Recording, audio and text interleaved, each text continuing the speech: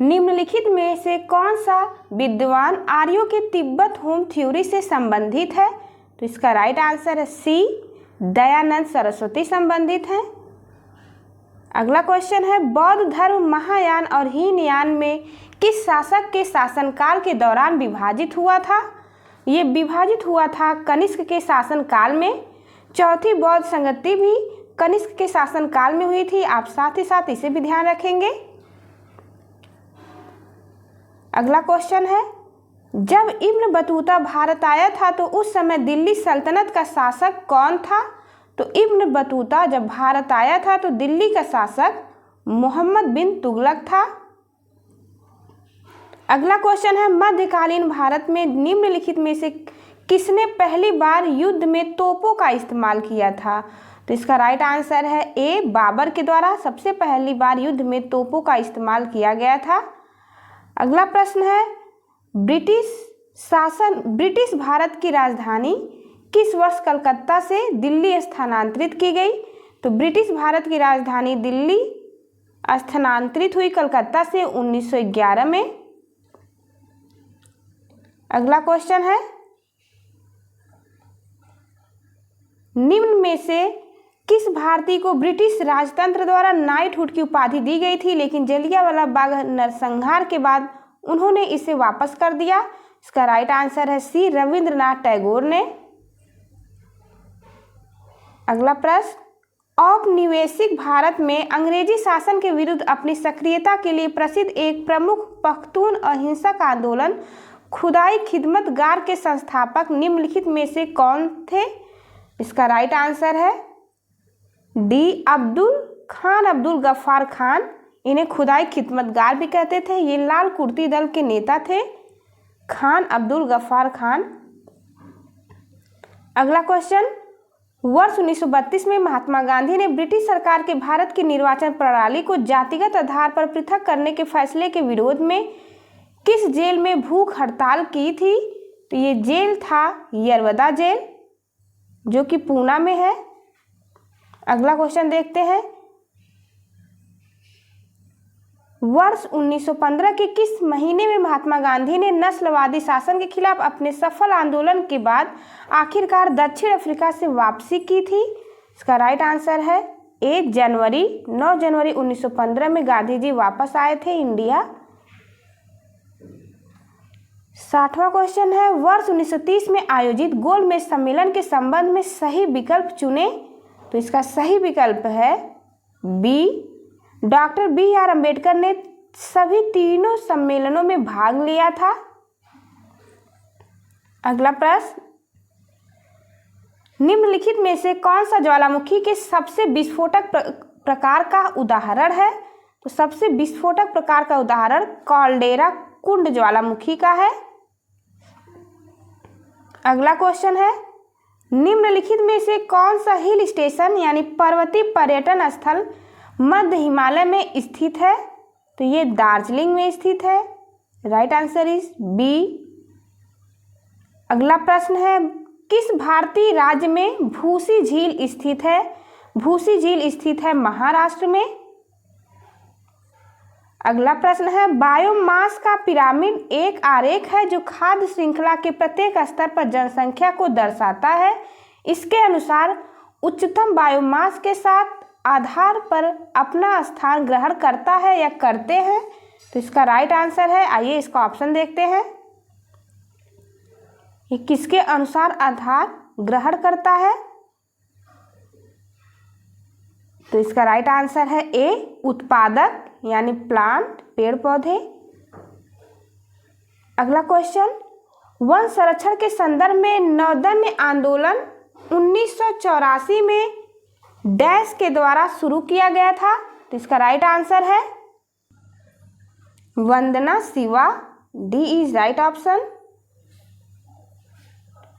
अगला प्रश्न है, रेड डाटा बुक में किसका विवरण दर्ज होता है? तो रेड डाटा बुक में विवरण दर्ज होता है संकटग्रस्त पौधों व जीवों का। अगला प्रश्न है, निम्नलिखित में से किस राज्य में भारत की सबसे बड़ी खारी आर्द्रभूमि सांभर झील स्थित है? सांभर झील स्थित है राजस्थान में। अगला प्रश्न है कौन सा ISO प्रमाणन पर्यावरण प्रबंधन प्रणाली से संबंधित है? ये संबंधित है 14001 से। अगला प्रश्न है काबुल लामजाओ राष्ट्रीय उद्यान दुनिया का एकमात्र तैरता हुआ राष्ट्रीय उद्यान है जो स्थित है, तो काबुल लामजाओ स्थित है मणिपुर में। अगला प्रश्न है निम्नलिखित में से किस राज्य में पोबितोरा वन्यजीव अभयारण्य स्थित है? तो पोबितोरा वन्यजीव अभयारण्य स्थित है असम में। अगला प्रश्न है संविधान सभा का सदस्य कौन नहीं था? तो संविधान सभा का सदस्य जो नहीं था उसका नाम है महात्मा गांधी। अगला प्रश्न है निम्नलिखित में से किससे मौलिक कर्तव्यों को अपनाया गया है? तो मौलिक कर्तव्यों को अपनाया गया है USSR संविधान से, यानी रसिया से अपनाया गया है। अगला प्रश्न है क्वेश्चन नंबर 73 देखते हैं। भारत के संविधान का निम्नलिखित में से कौन सा अनुच्छेद अल्पसंख्यकों के हितों के संरक्षण से संबंधित है? ये संबंधित है अनुच्छेद 29। अगला प्रश्न है संविधान का निम्न में कौन सा अनुच्छेद राज्य की लोक सेवाओं में न्यायपालिका को कार्यपालिका से पृथक करने के लिए कदम उठाने हेतु राज्य को निर्देशित करता है? इसका राइट ऑप्शन है अनुच्छेद 50। ये इंपॉर्टेंट अनुच्छेद है, आप ध्यान रखेंगे। अगला प्रश्न है क्वेश्चन नंबर 75। भारतीय संविधान की प्रस्तावना में उल्लिखित न्याय को किस रूप में स्वीकारा गया है? इसका राइट आंसर है डी, यानी राजनीतिक न्याय, आर्थिक न्याय और सामाजिक न्याय। इन तीनों की बात संविधान में की गई है, इसलिए राइट ऑप्शन है सभी विकल्प सही हैं। अगला प्रश्न है भारतीय संघ की कार्यकारी शक्ति और भारतीय संघ की रक्षा बलों की सर्वोच्च कमान निम्नलिखित में से निहित है? तो ये किसमें निहित है? इसका राइट ऑप्शन है बी, राष्ट्रपति में। अगला प्रश्न देखते हैं निम्नलिखित में से कौन निर्धारित करता है कि कोई विधेयक धन विधेयक है या नहीं? इसका राइट आंसर है सी, लोकसभा का अध्यक्ष यह निर्धारित करता है कि कोई विधेयक धन विधेयक है या नहीं। अगला प्रश्न है राज्यों की महाधिवक्ता की नियुक्ति कौन करता है? तो राज्यों की महाधिवक्ता की नियुक्ति राज्य के राज्यपाल के द्वारा की जाती है। अगला प्रश्न है भारतीय संविधान का अनुच्छेद 231 एक साझा उच्च न्यायालय की 2 या 2 से अधिक राज्यों के लिए स्थापना किससे संबंधित है? तो ये संबंधित है राज्य सरकार से। अगला प्रश्न है भारतीय संविधान का निम्नलिखित में से कौन सा अनुच्छेद राज्य को अंतर्राष्ट्रीय शांति और सुरक्षा की अभिवृद्धि का निर्देश देता है? इसका राइट आंसर है बी, अनुच्छेद 51। ये अंतर्राष्ट्रीय शांति की बात की गई है अनुच्छेद 51 में। अगला प्रश्न है किस भौतिक मात्रा का सीमेंस में मापन किया जाता है? तो सीमेंस में मापन किया जाता है विद्युत चालकता का। मोस्ट इंपॉर्टेंट क्वेश्चन है। अगला प्रश्न है एक उपकरण जिसका उपयोग यह परीक्षण करने के लिए किया जा सकता है कि कोई वस्तु आवेश प्रवाहित ले जा रही है या नहीं? तो इसका राइट आंसर है इलेक्ट्रोस्कोप से। अगला प्रश्न जब किसी वस्तु पर बाहरी बल न लगे तब तक स्थिर वस्तु स्थिरावस्था में ही रहती है, या यदि वह गतिशील है तो निश्चित गति से एक सरल रेखा में गतिशील रहती है? यह कौन सा नियम बताता है? तो ये जड़त्व का नियम है। अगला प्रश्न लैक्टोमीटर हाइड्रोमीटर जहाजों और पनडुब्बियों को डैश के आधार पर डिजाइन किया गया है? ये डिजाइन किया गया है आर्किमिडीज सिद्धांत के आधार पर। अगला प्रश्न है किस वैज्ञानिक ने प्रकाश के तरंग सिद्धांत को प्रस्तावित किया? तो प्रकाश के तरंग सिद्धांत को प्रभावित किया है option B is right answer Christian Huygens ने। क्वेश्चन नंबर 86 निम्नलिखित में से किस विधि का प्रयोग करके हम विलयन में से ठोस विलय को विभक्त कर सकते हैं? तो विलयन में से ठोस विलय को विभक्त करने की प्रक्रिया कहलाती है वाष्पीकरण। अगला प्रश्न है रेडियोधर्मिता की एसआई इकाई क्या है? तो इसका राइट आंसर है बैकुरल। रेडियोधर्मिता की एसआई इकाई बैकुरल है। अगला प्रश्न है, अम्ल के संपर्क में आने पर नीला लिटमस डैश हो जाएगा। तो नीला लिटमस लाल रंग हो जाएगा। आप इसे अनिल ट्रिक से याद कर सकते हैं, यानी अम्ल नीले से लाल हो जाएगा। अगला प्रश्न है, पानी की कठोरता की जांच करने के लिए किस विधि का प्रयोग किया जाता है?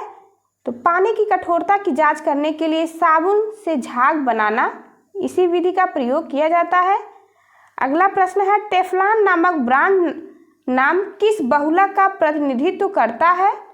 तो टेफ्लॉन नामक ब्रांड, इसका राइट आंसर है पॉलीटेट्राफ्लोरोइलिथीन। अगला प्रश्न है, कवकों के अध्ययन को क्या कहते हैं? तो कवकों के अध्ययन को माइकोलॉजी कहा जाता है। अगला प्रश्न, पौधों की कोशिका भित्ति किससे बनी होती है? तो पौधों की कोशिका भित्ति सेलुलोज से बनती है। अगला प्रश्न है, आरएनए एक बहुलक अणु है जिसका पूर्ण नाम क्या है? तो इसका पूरा नाम है राइबोन्यूक्लिक एसिड।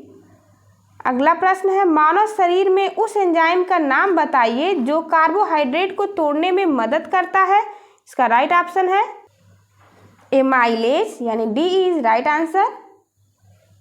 अगला प्रश्न है, पृथ्वी पर एक बड़े उल्कापिंड प्रभाव के परिणाम स्वरूप डायनासोर के विलुप्त होने का सिद्धांत किसकी देन है?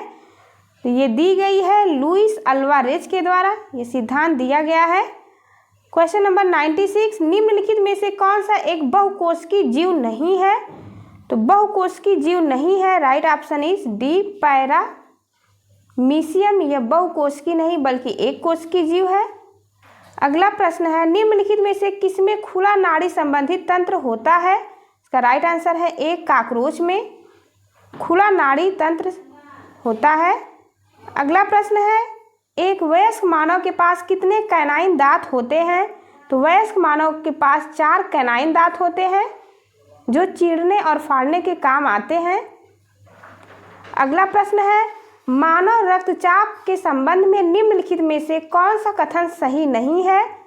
तो ये कथन सही नहीं है, इसका राइट ऑप्शन है सी, धमनियां वे वाहिकाएं होती हैं जो रक्त को शरीर के विभिन्न अंगों से हृदय तक लाती हैं। ये गलत है, क्योंकि धमनियां हृदय से रक्त को शरीर में पहुंचाने का काम करती हैं। इसलिए पूछा है कि कौन सा कथन सही नहीं है, तो option C is right answer. अगला प्रश्न है, मानव रक्त का लाल रंग क्यों होता है? तो ये होता है हीमोग्लोबिन के कारण। अगला प्रश्न है, निम्नलिखित राज्यों में से किस राज्य में माधवपुर मेला मनाया जाता है? तो माधवपुर मेला मनाया जाता है गुजरात में। अगला प्रश्न है, बुरी आत्माओं को भगाने के लिए बौद्धों द्वारा किया जाने वाला डैश नृत्य हिमाचल प्रदेश के नृत्य का एक रूप है। ये रूप है छम नृत्य का। अगला प्रश्न है, पेंटिंग माई मदर किसने बनाई थी? तो पेंटिंग माई मदर बनाई थी अवनींद्र नाथ टैगोर ने। अगला प्रश्न है, द गोल्डन थ्रेशोल्ड नामक पुस्तक के लेखक या लेखिका कौन थे या थी? तो इसके लेखक या लेखिका सरोजनी नायडू थी।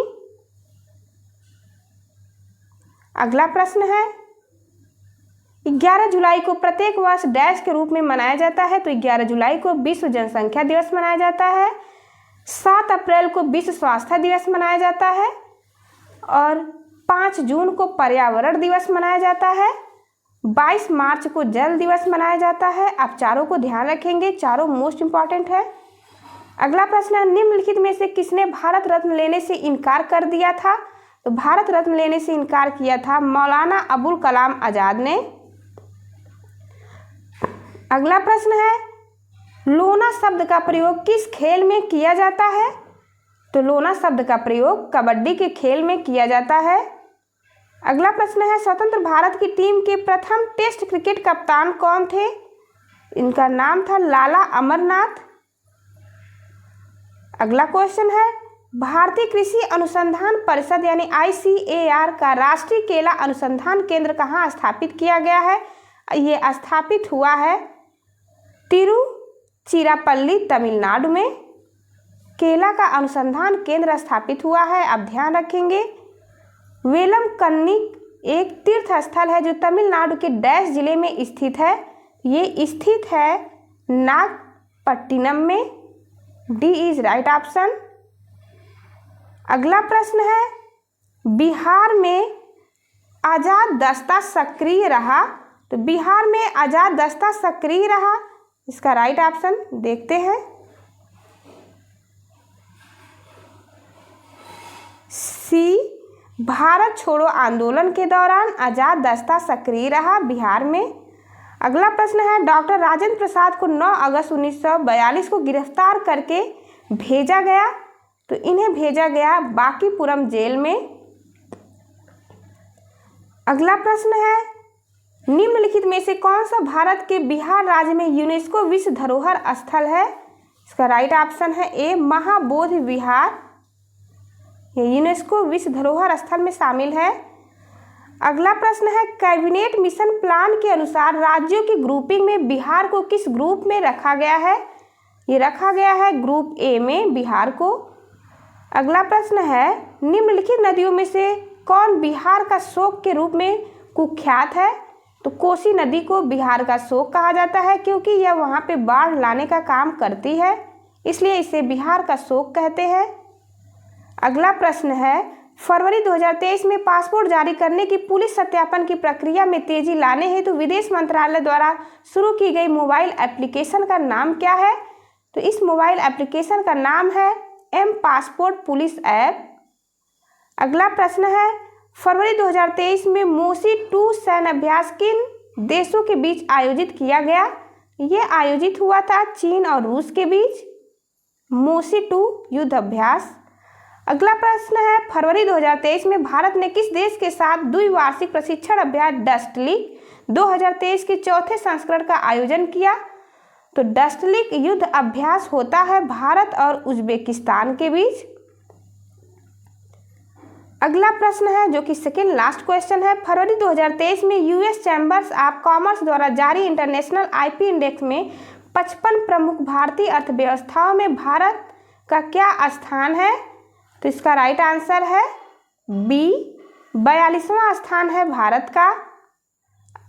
लास्ट क्वेश्चन हमारा, फरवरी 2023 में अंतर्राष्ट्रीय ऊर्जा एजेंसी IEA की भविष्यवाणी के अनुसार कौन सा महाद्वीप पहली बार 2023 तक दुनिया की आधी बिजली का उपभोग कर रहा होगा? इसका राइट आंसर है ए, एशिया।